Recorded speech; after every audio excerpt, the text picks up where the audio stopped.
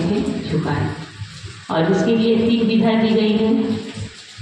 यही कॉमन बातें हैं कि गुरु से दया की याचना करना, मन ही मन अपना संप्रेषण कि हे शिवा मेरे गुरु हैं, मैं आपकी शिष्या हूँ, मुझ पर दया कर दीजिए।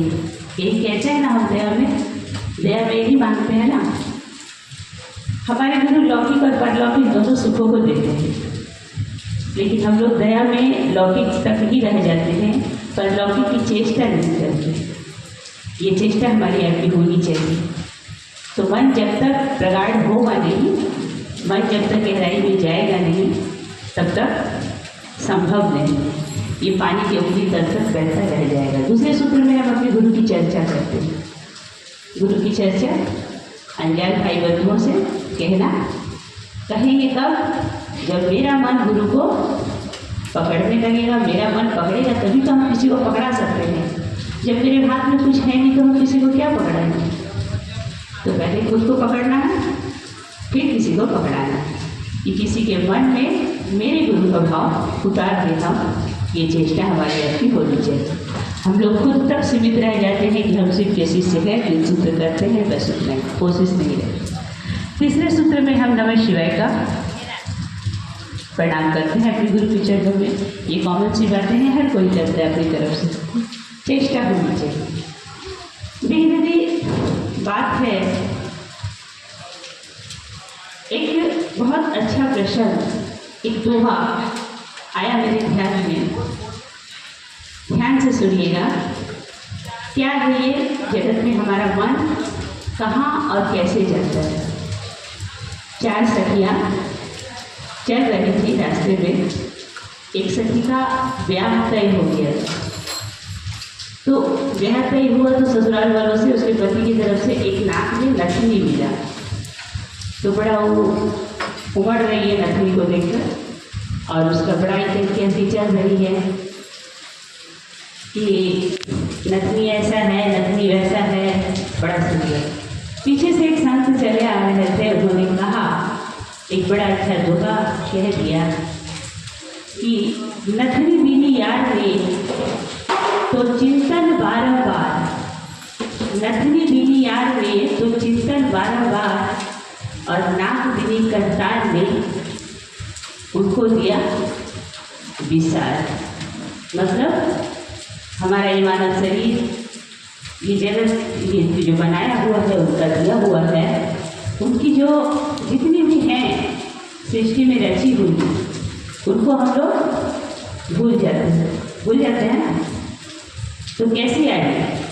एक कहते हैं कि एक यार का दिया हुआ नथनी, उस पर हम इतना गुमान कर रहे हैं, वो नष्ट है, नासवान है।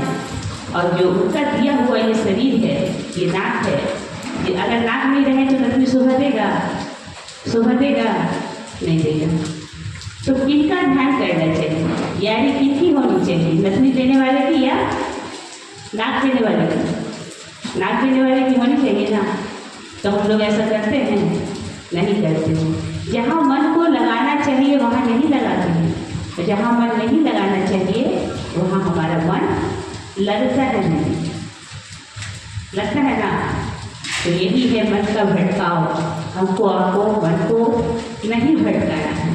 अभी कितनी सारी देखी गुरु बहनों को, यहाँ बहुत संख्या में हैं गुरु बहनें, और काफ़ी दिनों से चर्चा चल रहा है ना।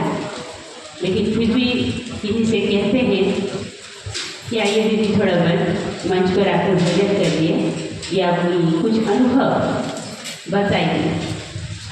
तो हर किसी के हम देख रहे हैं ना, हर किसी के मन में संकोच है, कैसे आने के लिए तो कहते हैं नहीं। क्यों? शिष्य तो हम लोग कितने दिनों से है ना, काफ़ी दिनों से शिष्य, फिर भी ये कमी क्यों है? क्यों है ये संकोच? घर में भजन कर लेते हैं, वो भी तो भजन है। अपने मन के जो अनुभव हमारे जीवन में उतरता है, क्या हम वो नहीं शेयर करेंगे? हम अगर कहेंगे नहीं तो किसी को कैसे पता चलेगा? अनुभव हुआ है उसको अपने तक ही रखेंगे तो कैसे होगा? उसको तो कहना है ना। अभी जैसे दीदी कह रही थी कि हाँ ऐसे हम गुरु को माने तो देखिए ऐसा ऐसा परिणाम उतरा, कहीं ना। ये तो हमारा आपका सबका अधिकार है, सबका हक है दीदी कहने का। और दूसरी बात होता है क्या, देखिए चर्चा में बहुत कुछ कहते हैं, 3 सूत्र। 3 सूत्र से भी मन भटकता है, 3 सूत्र से भी कभी कभी मन भटकता है, यानी मन हमारा चौथे सूत्र पर चला जाता है। विचार करके देखिए, साहब का दिया हुआ 3 सूत्र है और 3 ही सूत्र पर हमको चलना है, तभी हमें गुरु प्राप्त हो सकते हैं। चौथा नहीं, चौथा पे चलेंगे तो नहीं होगा। और चौथा सूत्र में हम लोग क्या क्या लगाते हैं, कुछ भी लगाते हैं। अभी दीदी कह रही थी कि भजन में चर्चा में आए, भजन गाएं और घर चले गए, बस भजन तक ही रह जाता है। लेकिन चर्चा में जहाँ तक हो सके चर्चा को ही प्रधानता देनी चाहिए, भजन जितना कम हो, और भजन वैसा हो जिसमें भाव उतरे। भजन तो कई तरीके के होते हैं, वो थोड़ी है झूम झाम कर लिए भजन झूम लिया तो भजन हुआ नहीं। मन जहाँ झूमे, मन जहाँ झूमे वो भजन होना चाहिए। क्या इस बात से आप लोग हैं, सहमत है इस बात से ना, कि मन जहाँ झूमे वैसा भजन हो। ये परम आनंद जहाँ हमारा मन गुरु के चरण में झुकता है। गुरु बहुत कमाल की चीज़ है, हमारे गुरु तो शिव हैं, बड़े कमाल की चीज़ है ये। ठीक उसी तरह एक है उदाहरण। अब देखिए, हम लोग कहते हैं सोना और पीतल, है ना। तो पीतल पे अगर सोने का रंग चढ़ा दिया जाए तो वो कितने दिन काम आएगा, नहीं ना। और सोना तो सोना है, यानी हमारे गुरु हमारे लिए सोना से भी अनमोल है। तो हम लोगों को एक विचार करिए कि हम लोगों को रंग चढ़ा हुआ पीतल बनना है या खरा सोना बनना है। क्या बनना है, खरा सोना बनना है। खरा सोना बनने के लिए हम लोगों को क्या करना पड़ेगा, शिष्यता। हम लोग शिव चर्चा में चल रहे हैं, ये भी 2 प्रकार की है, कहने में हमें कोई तकलीफ नहीं है। ये भी 2 प्रकार की चलती हैं। एक है कि चोगा, शिव चर्चा के नाम का हम चोगा पहन लिए और अंदर से बहुत कुछ है जो नहीं होना चाहिए। जो चीज़ आता है सामने, देख रहे हैं, समझ रहे हैं, क्या सही क्या गलत, लेकिन जो मेरा मन समझता है उसी पर कह रहे हैं। इसी जो चर्चा का हम लोग चोगा पहन करके अंदर से कुछ और चल रहा है, तो वो हो गया सोने का रंग चढ़ा हुआ पीतल। आदमी तो पीतल को जैसे गहना में हम लोग पीतल का रंग चढ़ा के रख देते तो रंग उतर जाता है ना, फिर से रंग चढ़ाते हैं, हर बार रंग चढ़ाते हैं, उसमें हमारा पैसा भी फिजूल खर्च होता है, काम का तो नहीं आता है। लेकिन एक सही अर्थ में शिव की शिष्यता खरे सोने की तरह, सही अर्थ में। अब सही अर्थ में शिव चर्चा या शिव की शिष्यता क्या है, ये हम और आप सभी समझते हैं। समझ है ना, समझ है कि नहीं इस बात की शिव की शिष्यता क्या है। हमको अपने गुरु से अपना संबंध बनाना है, संप्रेषण बनाना है। संप्रेषण के जरिए हमको संबंध बनाना है कि गुरु और शिष्य का एक प्रकार रिश्ता हो, जिसे एक वेव कहते हैं। जिस तरह सागर में एक बूंद गिरे और विलीन हो जाए, उसी तरह हमको आपको गुरु में ऐसा मिल जाना है कि दिखे नहीं, फूल में खुशबू नहीं दिखता है लेकिन होता है, चंदन में खुशबू दिखती है लेकिन होता है, दूध में मक्खन दिखता है लेकिन होता है। वैसे हमको आपको अपने गुरु से एक वेव हो जाना है। कैसे होगा, ये नाच कूद करके, ताम झाम करके, या मन को गुरु में लगा के। कैसे होगा आप ही लोग बताइए, ताम झाम करके या मन को गुरु में लगा के, मन को लगा के। वो तो हम शांत भाव से कर सकते हैं। शांत भाव से अगर हम भजन बैठ के गाते हैं और मन अगर उस भाव में उतरता है तो क्या वो उसमें आनंद नहीं है, आनंद नहीं है उसमें, वही तो सच्ची आनंद है।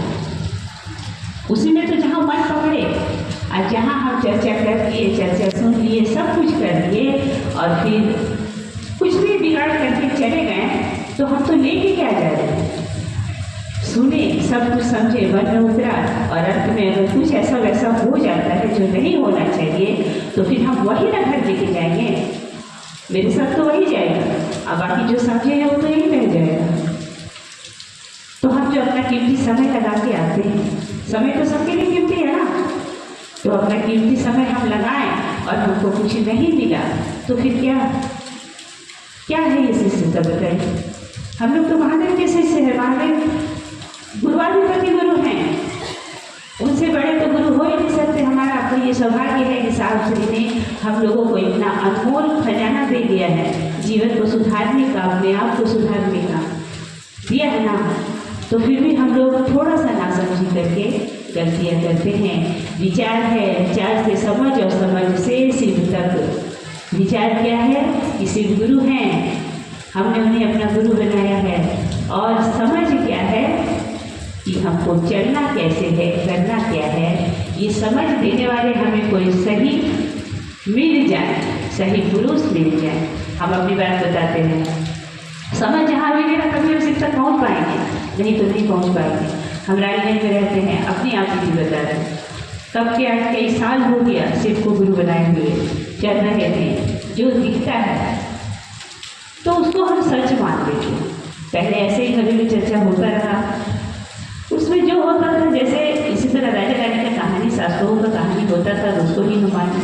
वहाँ से थोड़ा निकले, साहब का चर्चा सुनने का मौका मिला, फिर यूट्यूब में देखें। उसके बाद धीरे धीरे हम रानीगंज के हैं, आसपास के इलाके के हैं, निंदा नहीं है, पर ये हम लोगों का सौभाग्य हुआ